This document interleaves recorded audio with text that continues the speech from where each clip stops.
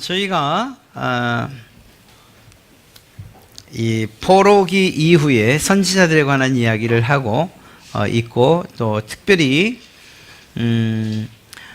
성전과 그리고 예루살렘 성벽의 재건에 관한 이야기를 하고 있었습니다. 먼저는 스룹바벨을 통해서 1차 귀환했던 사람들의 이야기를 저희가 나눴고요. 오늘과 다음 주에는 에스더라고 하는 이 페르시아의 왕후에 대한 이야기를 하게 될 것입니다. 우리가 지금까지 살펴봤던 이야기를 보면 이스라엘 백성들이, 이 유다 백성들이 왜 바벨론의 포로 생활을 할 수밖에 없었는가 하는 그 이유를 살펴봤고, 또 그것이 하나님께서 비록 아프게 때리시는 회초리와도 같지만 그것으로 끝내시는 것이 아니라 그들을 반드시 회복시키시겠다는 약속을 하고 있는 것 또한 우리가 살펴봤습니다. 그리고 그 약속이 이루어진 것이 스룹바벨의 1차 귀환으로부터 시작된다는 것도 이야기하고 있었죠. 이렇게 1차, 2차, 3차에 걸쳐서 포로된 이스라엘 백성들이 돌아오기는 했지만 말씀드렸던 것처럼 모두가 돌아온 것은 아닙니다. 그곳에 남아 생활하는 사람들도 있었습니다. 오늘 이야기는 남아 생활하는 사람들 가운데에 그래도 왕궁에 있었던 그 사람들의 이야기를 하고 있습니다. 물론 왕궁에 있었다고 해서 특별함이 있는 것은 아닙니다. 유다인으로 취급당할 때의 불이익은 함께 당해야 되는 그러한 이방 사람들일 따름입니다. 그럼에도 불구하고 오늘 이 에스더의 이야기를 통해서 우리는 하나님께서 여전히 일하고 계시구나, 그 하나님을 우리가 끝까지 신뢰해야 되는구나, 눈앞에서 마치 하나님이 사라진 것 같아도 하나님이 우리와 늘 함께 계신다는 사실을 믿고, 그리고 그 하나님을 신뢰해야 되는구나 하는 이러한 사실들을 보게 될 것입니다. 아울러 하나님을 신뢰한다고 할 때에 우리 편에서, 우리 사람 편에서 해야 될 일이 과연 있는가 라는 그러한 질문에 있다. 그리고 그 우리 편에서 해야 될 일도 매우 중요하다. 하나님의 일을 해가는 데 있어서, 어떤 역사를 이루는 데 있어서 우리의 편에 있어서의 일도 매우 중요하다 하는 것을 보게 될 것입니다. 페르시아의 네 번째 왕, 바로 아닥사스다 왕입니다. 그 왕의 시대를 배경으로 하고 있습니다. 헬라어로는 크세르크세스 왕이고요. 제가 아하수에로 왕이죠. 죄송합니다. 아하수에로 왕 때에 있었던 일이고, 그리고 그 당시에 거의 세계 중심이라고, 세계의 3분의 1을 차지하고 있었다라고 그렇게 이야기를 합니다. 그래서 인도부터 구스, 그러니까 이집트 남단부터 수단 북단까지의 모든 땅들을 다 이 페르시아가 정복하고 있었던 때의 이야기입니다. 왕이 즉위한 지 3년이 되던 해에 그가 큰 잔치를 벌입니다.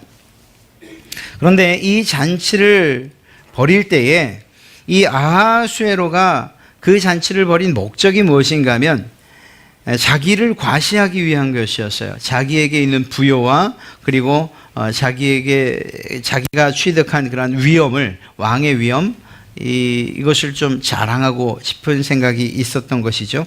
무엇보다 이 잔치 이후에, 첫 번째 잔치 이후에 그리스 원정을 떠나게 됩니다.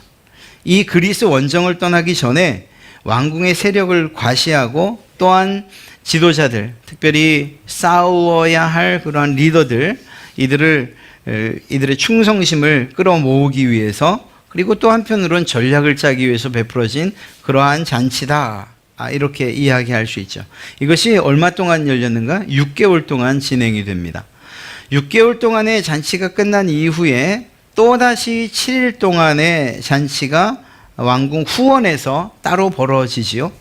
그리고 그 사이에 왕후 와스디도 역시 자기의 그 왕후로서의 그러한 그 품격 또 품위 또 그리고 그 지위를 자랑하고자 다른 여인들을 모아서 다른 사람들을 모아서 또 잔치를 베풀고 3번의 잔치가 벌어지고 있는 것입니다.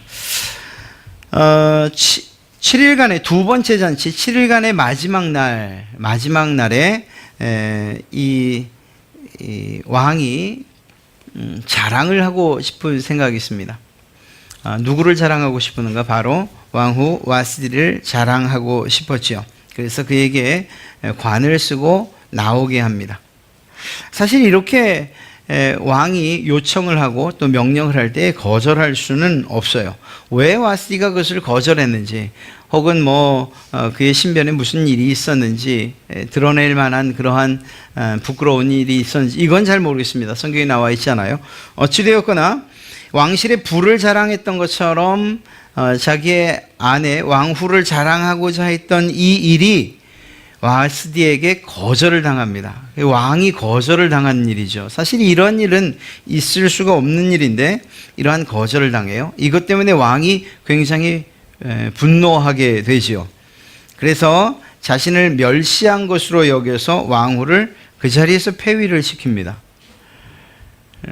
이렇게 폐위가 된 이후에 왕후를 다시 세우는 데에 대략 4년 뒤에 왕후를 세우게 되죠. 그리고 그 왕후의 자리에 오른 사람이 바로 에스더였던 것을 알게 됩니다.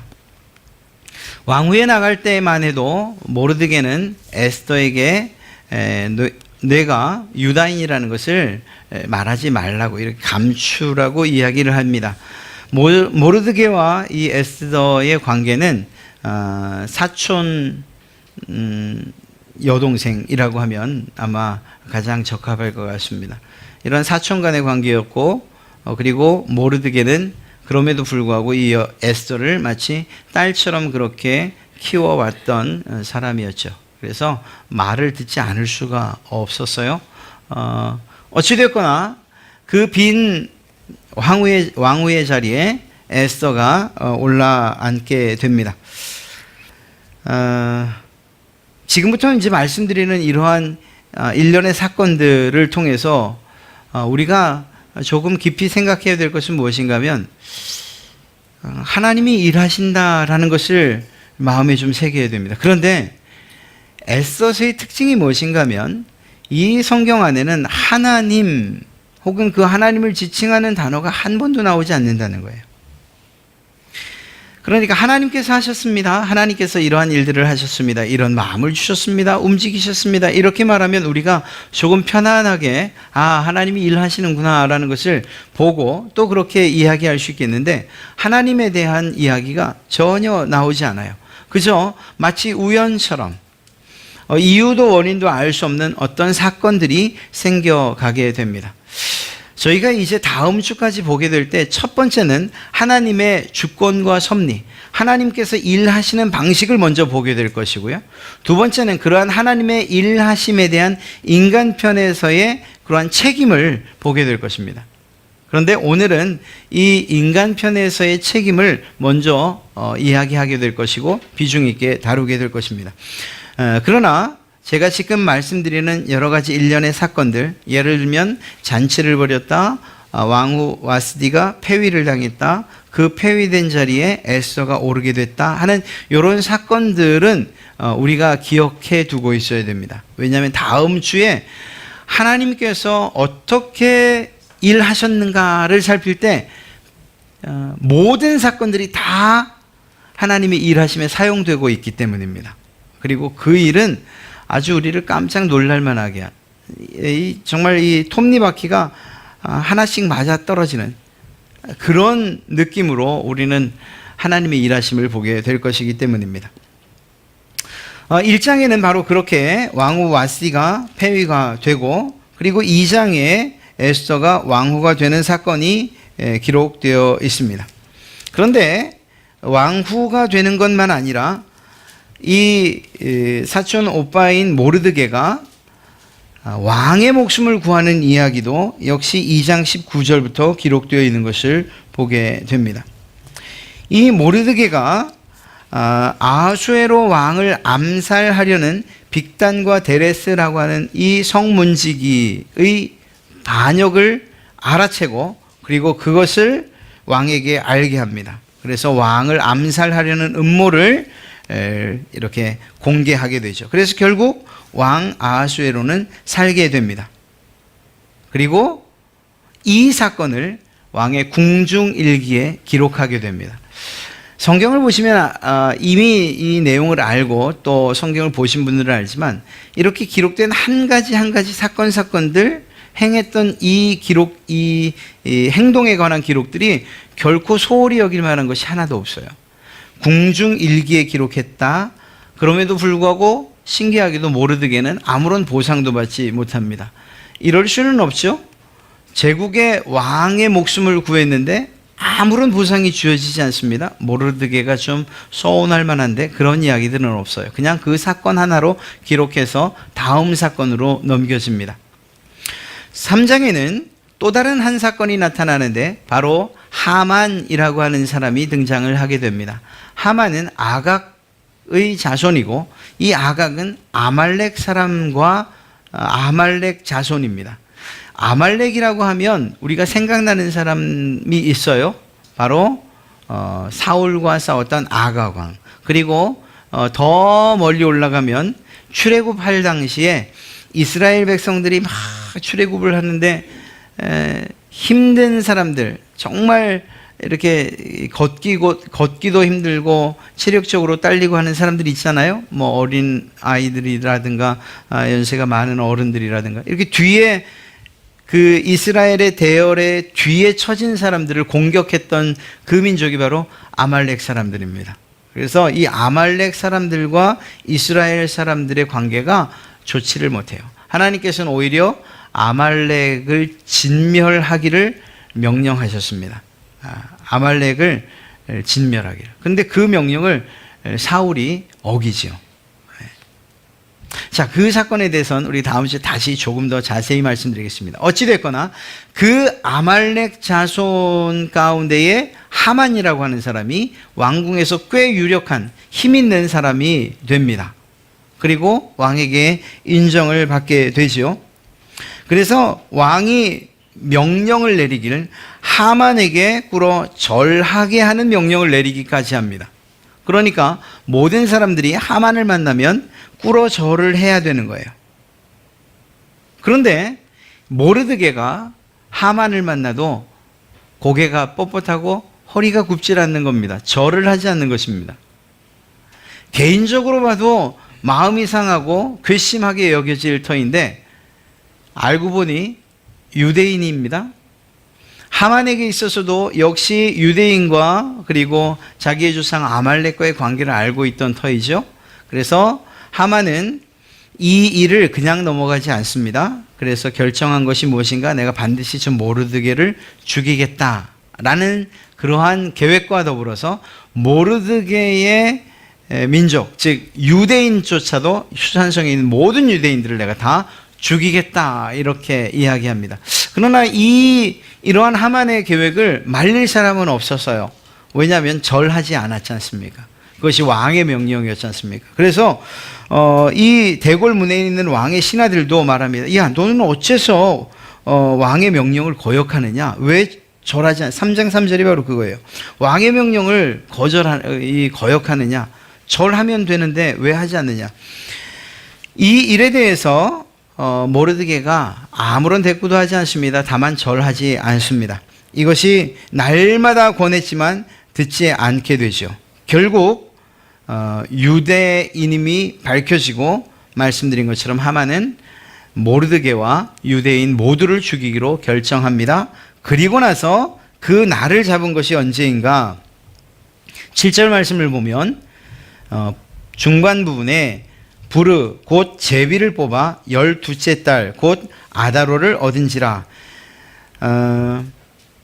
점성가들 앞에서 제비를 던져서 이스라엘 백성들, 이 유다인들을 죽일 하루를 정한 것입니다. 그것이 지금 정월에 있었던, 즉 3장 7절을 보면 아하수에로 왕 제12년 첫째 달, 정월에 그 부르를 던져서 뽑은 날이 마지막 12월인 것입니다. 그래 1년 동안의 기간이 있는 거죠. 1년 뒤에는 이 이스라엘 백성들이 모두 죽임을 당합니다. 하루를 정했고, 그리고 만나는 유대인들은 이유 불문 유대인이면 다 죽이기로 그렇게 결정을 지은 것입니다. 그리고 그들의 재물까지도 빼앗기로, 모든 재산도 다 탈취하기로 그렇게 결정이 된 것입니다.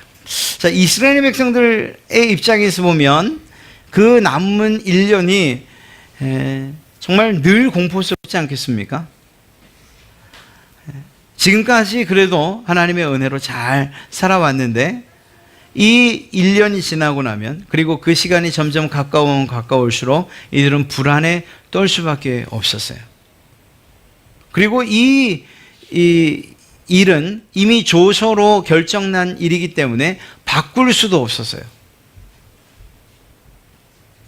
취소가 되지 않는 일입니다. 그러니까 1년 뒤에 우리 민족은 모두 몰살당하게 될 것이다. 우리의 모든 재산도 다 빼앗기게 될 것이라는 이러한 생각을 가지고 살아갈 수밖에 없는 상황이 된 것입니다. 그 사이에 이러한 유대인에 대한 이러한 반유대적인 감정이 계속해서 더 악화될 수도 있고, 말씀드린 것처럼 재산을 탈취하도록 허락했기 때문에 그 주변에 있는 사람들이 오히려 욕심을 가지고서 그 일을 하게 될 것이기 때문입니다. 이런 일들이 발생하게 됩니다. 자, 이것이 3장까지의 이야기예요. 자, 이 일에 대해서, 이렇게 벌어진 일 가운데에서 이스라엘 백성들이 하나님을 향해 할 수 있는 이야기는 무엇일까요? 하나님 정말 살아계시긴 합니까? 하나님 우리 백성을 정말 돌보시기는 하시는 것입니까? 우리를 사랑하기는 하시는 겁니까? 하나님의 약속은 어떻게 된 것입니까? 이러한 이야기와 질문을 던질 수밖에 없는 그러한 상황인 것이죠. 하나님이 보이지 않는 이러한 상황이라는 것입니다. 우리 인생 가운데서도 어쩌면 늘 하나님을 찾아 하나님과 동행하며 하나님의 이름을 부르며 찬송하며 사는 그 시간들보다는 마치 나 혼자서 살아가는 것 같은 시간들이 더 많지 않습니까? 지난 한 주간을 생각해 보시면 하나님께서 여러분들과 함께 계시는 증거들이 매일 매 시간마다 나타났습니까? 모세와 아브라함에게 말씀하시던 하나님처럼 여러분의 귀에 늘 말씀하시는 그 음성이 들렸던 적이 있습니까? 엘리야가 기도할 때 그 불이 떨어지고 그것을 바라봤던 엘리야처럼 여러분들의 삶 가운데에서 하나님의 기적들이 눈에 막 보이고, 야, 하나님이 하셨구나, 하나님이 나와 함께 하시구나 하는 이런 일들이 매일같이 일어나고 있었습니까? 어쩌면 그렇지 않아요. 어쩌면 여러분이나 저의 삶은 이 에스더에서 기록되는 것처럼 하나님의 이름이 한 번도 등장하지 않는 그런 인생과도 같아요.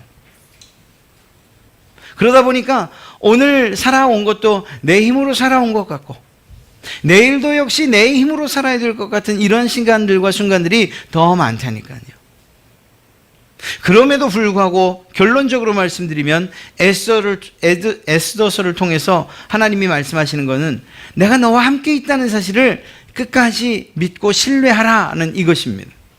눈에 보이지 않아도, 뭐 잡혀지는 것 없어도, 귀에 들리는 것 없어도 내가 너와 함께 있다는 사실, 이것 하나만큼은 분명하다, 변함없다, 이 사실을 우리에게 말씀해 주고 계신 것입니다. 그리고 그 사실을 우리로 하여금 깨닫기를 원하고 계신 것이죠.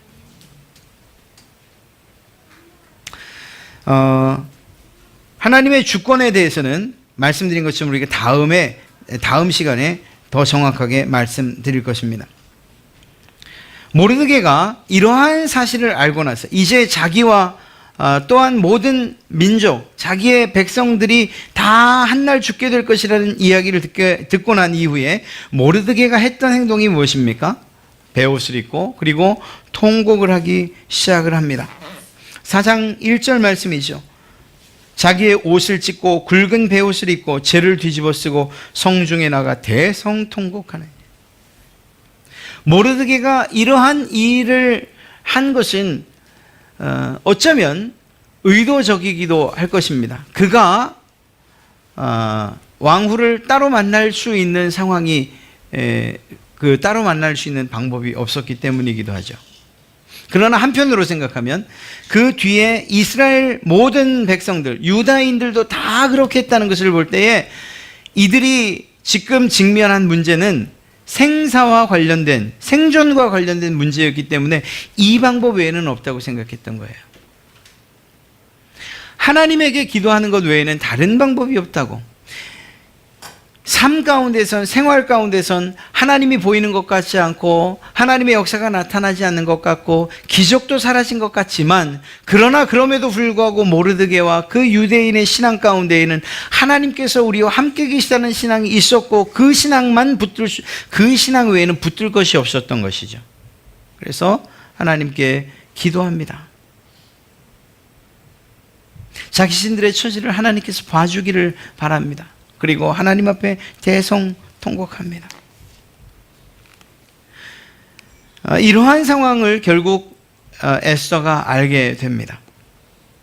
그래서 에스더가 시녀와 내시의 이야기를 듣고 그리고 하닥이라고 하는 또 다른 내시를 보내서 이야기합니다. 무슨 일입니까?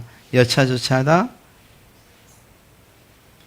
그 다음에 모르드게가 하는 이야기가 이것이죠. 네가 이러한 모든 일, 내가 지금 당한 일과 하만이 유다인을 멸하려고 한 이 일에 대해서 왕에게 이야기하거라. 사실 이게 가장 빠른 길이긴 합니다. 그러나 현실적으로 불가능한 일이라는 것을 에스더도 모르드게도 알고 있었어요. 다시 대답을 합니다. 제가 나가서 왕에게 이야기하는 것이 마땅하지만 사실 그럴 수 없습니다. 아시다시피 왕이 부르지 않았는데 왕의 뜰로 나가면 이건 바로 사형 아닙니까? 무엇보다 왕이 나를 부르지 않은 지가 30일이나 지났습니다. 왕이 부르지 않은 지가 30일이나 지났고 왕의 기억에서 점점 잊혀져 가는 것 같은 이 상황 가운데서 내가 왕에게 나간다면 내가 무슨 말을 하기도 전에 저는 죽게 될 것입니다. 이런 이야기를 하는 거예요. 이게 현실이에요. 에스더는 왕 앞에 나가는 그 일, 그것은 정말 죽음을 각오하고 나가는 일이에요. 아니, 죽는 일, 그것입니다. 그럼에도 불구하고 모르드게가 그것을 요청했고, 그리고 에스더는 그 일을 결정하게 돼요. 그 결정을 하게 된 이야기, 모르드게가 했던 말이 무엇인가 하면 바로 그거지요. 모르드게가 말합니다. 네가 만약에 왕에게 나가지 않는다 하더라도 하나님께서 이 백성을 반드시 구원할 것이다. 다른 방법으로.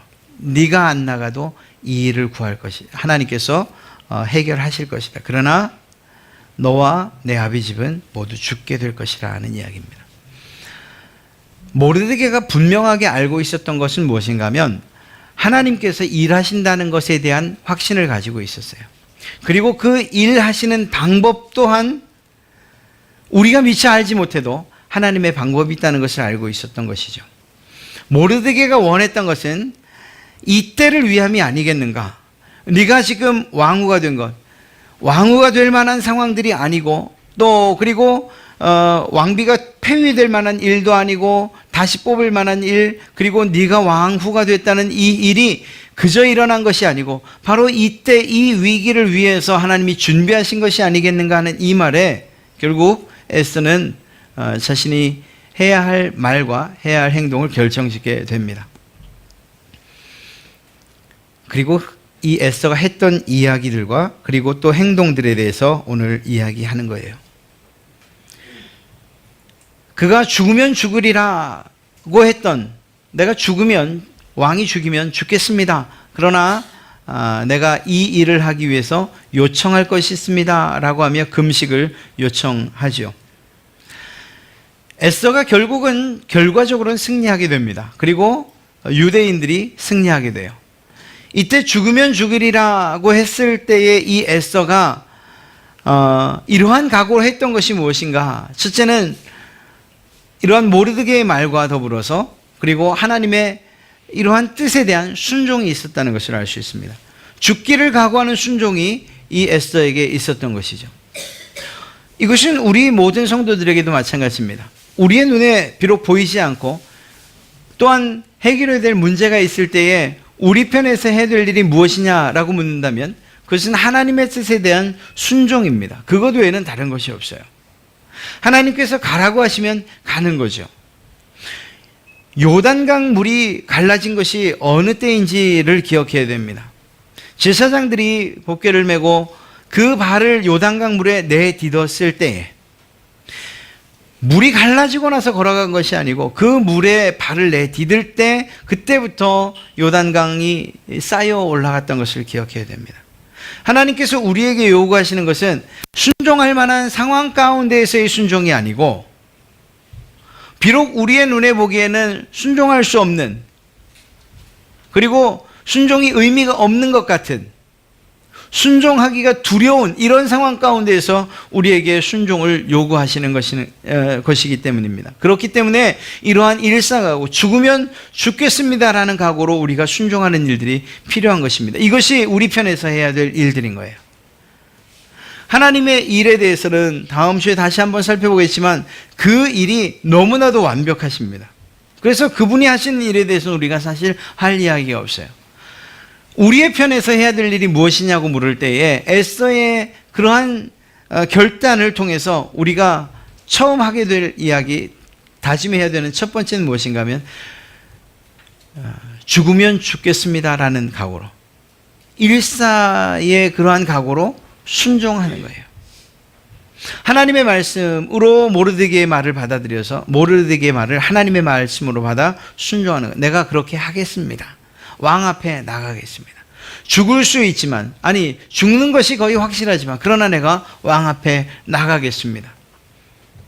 하나님의 뜻과 계획에 순종하는 이러한 일들이 필요한 것이죠. 실제로 에스더는 유다의 이 민족적 위기 혹은 그러한 당한 어려움에 관해서 직접적인 잘못이 없는 사람이에요. 그냥 난 모르겠습니다. 이건 제 일이 아닙니다. 라고 해도 결코 틀린 것이 아닙니다. 그리고 능력에도 한계가 있습니다. 왕후 와스디가 그렇게 폐위됐던 것을 생각한다면 에스더가 폐위되는 일들은 아무것도 아닌 거예요. 에스더가 오히려 죽게 되는 일, 이것이 자연스러운 일이라고 해도 틀리지 않을 것입니다. 그럼에도 불구하고 그래서 충분히 침묵할 수 있음에도 불구하고 에스더가 내가 죽으면 죽겠습니다 라는 마음으로 모르드게의 뜻에, 특별히 하나님의 뜻에 순종했던 것을 알 수가 있습니다. 하나님의 일이 어그러지진 않아요. 에스더가 순종하지 않았다면, 에스더가 아니요라고 했다면 하나님은 또 다른 방법을 통해서 그 일을 반드시 이루실 것입니다. 사실 이것은 교회 안에서, 우리의 신앙 안에서 중요한 일이에요. 특별히 교회 공동체 안에서의 일은 중요합니다. 나 아니면 뭐 누가 하겠습니까? 이렇게 생각하지 말라는 거예요. 제가 아니어도 또 다른 훌륭한 그러한 지도자를 통해서 갈릴리 교회는 세워져 갈 것이고 하나님이 영광 받으셔요. 여러분이 아니어도 우리 교회가, 그리고 이 교회 공동체가 온전하고 그리고 굳건하게 세워져 가는데 아무 문제 없어요. 왜? 하나님께서 주인이시기 때문입니다. 하나님께서 세워가시기 때문입니다. 그러니까 여기에서 가장 중요한 것은 에스더가 아니오라고 해도 결코 이스라엘 백성들이 죽게 될 일은 없었을 것이라는 거예요. 문제는 에스더가 그 영광스러움에 동참하지는 못했을 거라는 거죠. 여러분들을 통해서 하나님이 일하기를 원하신다 할 때에 하나님 정말 저밖에 없습니까? 라고 말한다면 하나님께서 간단하게 이야기하실지 몰라요. 물론 다른 사람이 있지. 많이 힘들구나. 그러면 잠시 쉬려무나 라고 얘기하실지 몰라요. 그렇다고 해서 하나님의 일이 멈춰지는 않는다는 것입니다. 하나님의 일이 완성될 때 그 영광스러움엔 동참하지 못할 것이라는 거예요. 여러분, 모세도 그랬고 다윗도 그랬고 성막을 지을 때, 성전을 지을 때에 백성들에게 그 재료들을 요청합니다. 가져올 것을 요청합니다. 그때에 자원하는 사람들이 정말 하나님께 모든 것들을 바쳐요. 그런데 특징이 무엇인가 하면 너무나도 많은 것들을 가져와서 모세도 다윗도 이제 그만이라고 이야기한 때가 있다는 거예요. 야, 이제 그만. 이제 필요 없어. 더 이상 가져오지 않아도 충분하다 말한 때가 있다는 거예요. 만약에 이제 그만이라고 결정한 후에 그런 다윗과 모세의 이야기가 선언된 이후에 아유 나도 내고 싶었는데 라고 했다면 그건 이미 늦은 거예요. 무슨 말인가 하면 그 사람들의 것이 아니어도 하나님의 성전은 건축되어져 간다는 거예요. 문제는 무엇이겠습니까? 그것이 완성되어지는 날 그 영광스러움에 동참하고 그리고 함께 기뻐할 수 있는 자격은 상실되는 거예요. 하나님의 일은 하나님이 하시기 때문에 이 공식은 동일하게 적용됩니다. 하나님께서 여러분들에게 어떤 직분을 맡기실 때도 마찬가지예요. 예를 들어서 구역장이나 혹은 교사나 정말 목사를 통해서 또 주위의 사람들의 권유를 통해서 이런 권유가 있을 때 할 수 있다면 그것들을 거절하지 마세요. 왜냐하면 그 일이 여러분 아니어도 또 다른 사람들을 통해서 다 이루어져 가기 때문이에요. 그러나 그 일에서 빠지고 나면 그 일을 통해서 얻게 될 축복과 그리고 그 영광스러움에는 동참할 수 없게 된다는 것이죠. 하나님께서 정말 없어서 부족해서 모자라서 우리를 부르신다고 생각하는 것은 매우 큰 착각입니다. 오히려 우리 것이 많지 않고 부족하고 약하고 연약하고 보잘것없어도 하나님께서 여러분을 그 영광스러움에 동참시키기 위해서 여러분을 부르고 계신다 이렇게 믿는 것이 옳습니다. 만약 그렇게 생각한다면 우리가 결정질 수 있는 건 한 가지는 무엇이죠? 예, 죽으면 죽겠습니다. 순종하겠습니다. 이것밖에 없는 거예요. 또 한 가지는 그는 에서는 기도를 요청합니다. 여러분 에서가 왕 앞에 나갈 때에 푸석푸석하게 금식한 얼굴로 나가는 게 그게 왕의 눈에 더 좋겠습니까? 아니면 금식 아니라 잘 먹고 그냥 푸송푸송하게 화장빨도 잘 받아서 나가는 게 낫겠습니까? 뭐 무르나 만하죠. 그러나 이 사실을 통해서 뭘 알 수 있는가 하면 에서는 왕에게 잘 보이는 게 중요한 게 아니었어요. 그 문제의 해결이 하나님에게 있다는 사실을 알았기 때문에 그 하나님께 금식하며 굶어 가면서 기도하기를 요청했고 자신도 그렇게 했던 거예요. 열쇠가 누구에게 있는지를 알았던 거죠. 그래서 죽으면 죽겠습니다라는 각오로 금식하면서 이 모든 일들을 계획하고 또한 실행했던 것을 알 수가 있습니다. 어려운 문제, 성도들이 합심하여서 기도하며 또 함께 기도하며 문제를 해결해 가는 것입니다. 우리에게 주어진 아무리 크고 어려운 문제라 할지라도 죽기를 각오하고 기도한다면 그것들이 해결되지 아니할 것이 없는 줄로 믿습니다. 에스더가 그러한 마음을 가지고 기도했고 또 기도를 요청했던 것이죠. 온 수산성에 있는 온 유다인들이 함께 기도합니다. 기도의 능력이 이제 나타나게 됩니다. 또 한 가지 죽으면 죽겠다라는 이러한 믿음을 가지고서 이 일들을 행해 나가는 것을 보게 됩니다. 규례를 어기고 이 규례를 어긴다는 것은 바로 죽음과도 관계 있는 일이죠. 순종했고 기도했고 그리고 믿음으로 나가는 이러한 에스더의 모습을 우리는 보게 되죠. 주님은 말씀하십니다. 무엇이든지 기도하고 구하는 것은 받은 줄로 믿으라고 말씀하고 계십니다. 기도하는 이 일, 에스더가 요청했던 이 일, 그리고 금식하며 기도했던 이 일, 믿음으로 나가는 것입니다. 기도했다면 믿음을 행사해야 된다는 것을 말씀드리는 거예요. 왜냐하면 그 일을 통해서 하나님이 일하시는 것을 보게 될 것이기 때문이죠. 기도했다면 그렇다면 움직이시라는 거예요. 그저 기도하는 것으로만 아니라 기도한 자의 모습으로 세상을 향해서 나가 싸우시고 하나님께 요청했다면 그 요청한 것들이 내게 주어진다는 것을 그리고 주신다는 그런 믿음을 가지고 나가 싸워야 되는 것이죠. 그렇습니다. 민족과 함께 사흘을 금식한 이 에스더 이제는 믿음으로 왕 앞에 나가는 거예요. 기도로 끝난 것이 아니고 그 기도한 바대로 믿음을 가지고 행동으로 옮겨가는 이러한 에서의 모습을 보게 됩니다. 에서 사람 편에서 해야 될 일들을 충실하게 해내고 있는 이 에서의 모습을 보게 됩니다. 물론 이 에서가 이런 일들, 자기 편에서의 일들을 하고 안 하고와 상관없이 하나님은 일을 이루어 가셔요.